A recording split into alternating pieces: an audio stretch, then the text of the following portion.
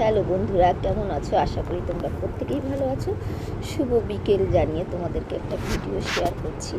তো চলো, তোমরা সবাই জানো যে আমার শরীর অসুস্থ থাকার কারণটা, তাই ভিডিওগুলো সেভাবে ছাড়তে পারিনি। এখন কিন্তু সেই ভিডিওগুলো ছাড়ছি, তোমাদের আগেও ভিডিওতে জানিয়েছি, এখনও জানছি। তো আমার জন্মদিনে তোমাদের কিছু কিছু ভিডিও শর্ট দেখিয়েছিলাম বা ছেড়েছিলাম গানের মাধ্যমে, তাই আজকে সেই লং ভিডিওটা তোমাদেরকে শেয়ার করব, তাই করে ফেললাম। তো আমি, আমার বর আর আমার ছোট্ট মেয়েকে নিয়ে অটো করে বেরিয়ে পড়লাম দক্ষিণেশ্বরে পুজো দেবো বলে। তো বাড়ি দিয়ে প্রথমে দেখতেই পেয়েছো ভিডিওতে, আমি টোটোতে করে চললাম। এই ফার্স্ট টাইম কিন্তু আমরা গাড়ি ছাড়া অটোতে করে দক্ষিণেশ্বরে যাচ্ছি। তো খুব আনন্দ হচ্ছে। তো স্টেশন থেকে নেমে কিন্তু আমাদের আবার দক্ষিণেশ্বরের জন্য ডালনব অবধি অটোতে করে যেতে হবে। তার অটোতে বসে পড়লাম, বসে বিটি রোড ধরে কিন্তু চললাম ডালনবের দিকে। তো যেতে যেতে তোমাদেরকে বিকেলের ভিউটা দেখালাম। বহুদিন পর, বলতে পারো বহু বছর পর, আমি মেয়ে ছোটো থাকতে সেই দক্ষিণেশ্বরে গেছি। আজ 6 বছরের পর মনে হয় আমি ফার্স্ট টাইম আমার বার্থডেতে দক্ষিণেশ্বরে মায়ের মন্দিরে যাচ্ছিলাম। তো খুব আনন্দ হচ্ছিল।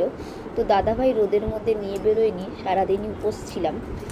বিকেলের পরেই বলল নিয়ে যাবে, শরীরটা ভালো ছিল না, তাই জন্য রোদে থাকতে পারবো না, কষ্ট হবে, তাই বিকেলের পরেই নিয়ে বেরিয়েছে। তো বড্ড আনন্দ করতে করতে কিন্তু এই ফার্স্ট টাইম আমি গাড়ি ছাড়া অটোতে করে মায়ের মন্দিরে যাচ্ছি।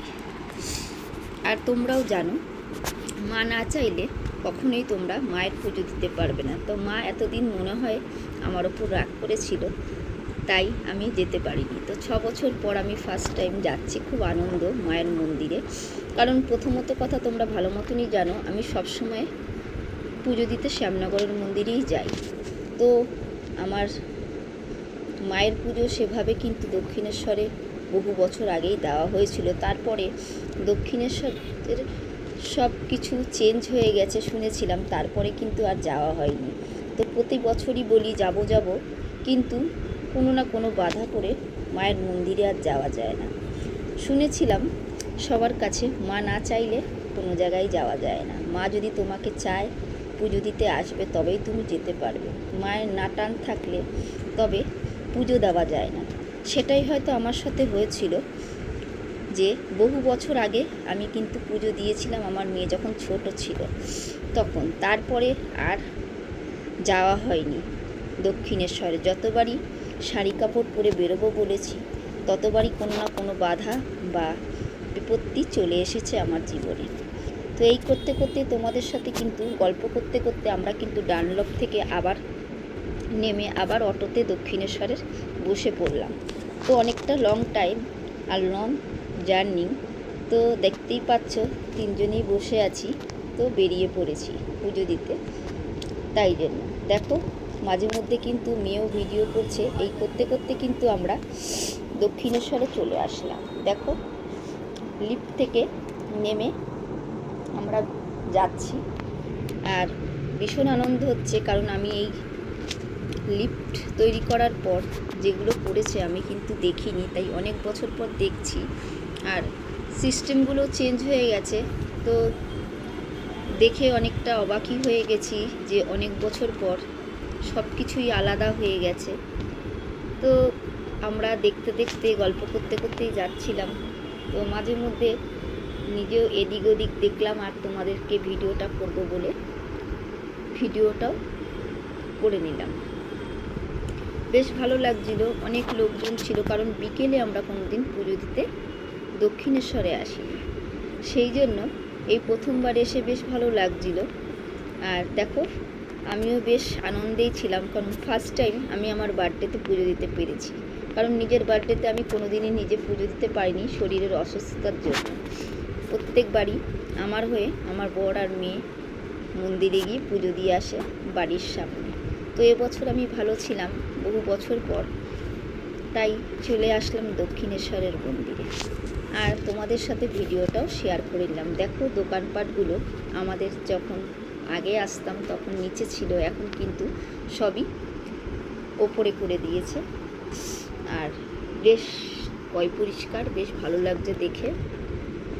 এই করতে করতে কিন্তু আমরা দেখো অনেকটা হেঁটে হেঁটে দোকানগুলোকে দেখতে দেখতে চললাম মায়ের মন্দিরের কাছে।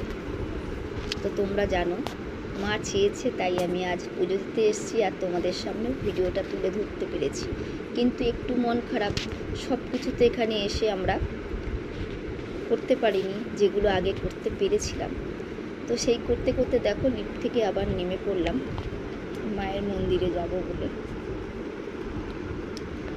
তো গল্প করতে করতে কিন্তু আমরা চলেই এলাম মায়ের।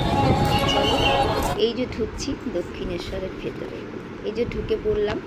বাদ বাকিগুলো তোমরা তো সবাই জানো, যারা যারা আসো দক্ষিণেশ্বরে আসলে অনেক সিস্টেম, যেরকম ফোন, ব্যাগ, জুতো সব আলাদা আলাদা করে তোমাদের জমা দিয়ে মন্দিরের ভেতরে যেতে হবে। তখন তো মায়ের কোনো কিছু তোমাদের দেখাতে পারবো না। তো ওই যেটুখানি সময় আমরা যাচ্ছিলাম ওইটুখানি ভিডিও তোমাদেরকে দেখালাম, তারপরে বাকি ভিডিওটা তো বেরোনোর পর তোমাদেরকে দেখাবো। তো চলো প্রথমে আগে আমরা যাচ্ছি সেই ভিডিওটাই তোমরা দেখো। দেখো পুরোটাই দেখাচ্ছি, আর রাত্রেবেলা তো দেখো কেমন লাগছে। এই প্রথম টাইম তোমাদের রাত্রে দক্ষিণেশ্বরের ভিডিওটা দেখাচ্ছি। অবশ্যই যখন দিনে যাব তোমাদের সেই ভিডিওটা সুন্দর করে বাইরের দেখাবো, কারণ সেই দিন অনেকটাই রাত হয়ে গেছিলাম আর আমরা জানতামই না। আর দাদাভাইও আসতো, অত সিস্টেমটা হয়তো দাদাভাইও ভুলে গেছে, জানে না। তো রাত 8টার পরে সবই বন্ধ হয়ে যায়, তো আমরা তো সেরকমভাবে জানিনি, একটু রাত করে বেরিয়েছিলাম। আরতির পরেই পুজোটা শুরু হয়েছে, তো বেশি টাইম আমরা কিন্তু ভেতরে থাকতে পারিনি, কারণ সব লাইট বন্ধ করে দেওয়া হয়েছে। আমাদের মতন ওখানে অনেকেই নতুন গেছে যারা জানেই না, রাত 8টার পরে সব কিছু বন্ধ হয়ে যায়। সব কিছু মানে সব কিছু, খাবার দাবার সবই, ভেতরের আলো। তো দেখো পুজো দিয়ে কিন্তু আমরা বেরিয়ে পড়েছি।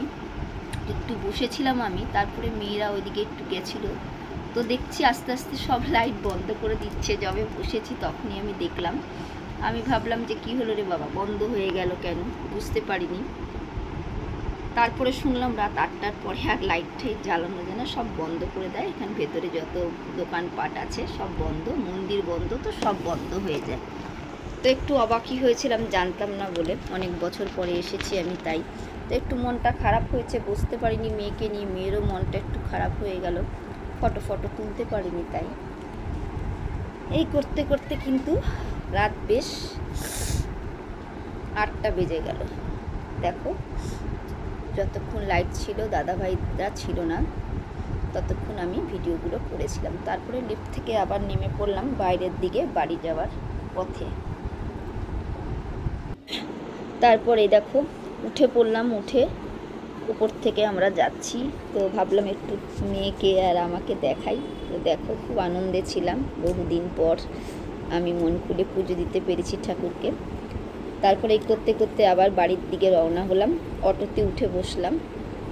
তো বেশ ঠান্ডা ঠান্ডা ওয়েদার ছিল, বুঝতেই পারিনি যে প্রচুর পরিমাণে ব্যারাকপুরে বৃষ্টি হচ্ছে। যখন ডানলবের অটো থেকে আমরা উঠলাম তখনও আমরা কিন্তু বুঝিনি যে এত বৃষ্টি হচ্ছে ব্যারাকপুরে। ঠান্ডা ঠান্ডা হাওয়াটা আসছিল, কিন্তু বোঝা যাচ্ছিল না যে আমাদের ব্যারাকপুরে মুষলধারে বৃষ্টি হচ্ছে। যখনই আমরা টিটাগড় ক্রস করলাম দেখছি সারা রাস্তা ভেজা। তারপর যখন আমরা তালপুকুর ক্রস করে ব্যারাকপুরে ঢুকে গেছি তখন দেখছি মুষলধারে বৃষ্টি, কারণ অটো তো করে আমরা পুরো ব্যারাকপুর স্টেশনে গিয়ে সামনে গিয়ে নামি। তো ওখানে মুষলধারে বৃষ্টি, আর তোমাদের জন্য বেশি গিয়ে আর ভিডিওটা করতে পারলাম না, কারণ তারপরে আমরা আইসক্রিম খেয়েছি, একটু খাওয়া দাওয়া করেছি, ব্যারাকপুরে গিয়েই করেছি, কারণ দক্ষিণেশ্বরে তো সব বন্ধ হয়ে গেছিলো, করতে পারিনি। তো ব্যারাকপুরে এসেই করেছি। মেয়ে আইসক্রিম খেয়েছে, ফুচকা খেয়েছে, সেগুলো আর তোমাদেরকে দেখাতে পারলাম না, প্রচণ্ড পরিমাণ বৃষ্টি, ছাতা নিয়ে ভিডিও আর করতে পারিনি। তো আজকের ভিডিওটা একটুখানি বন্ধুরা, কেমন লাগলো অবশ্যই কমেন্ট করে জানাবে। ভালো লাগলে একটা লাইক শেয়ার করে দিও। টাটা, বাই বাই, শুভ বিকেল বন্ধুরা।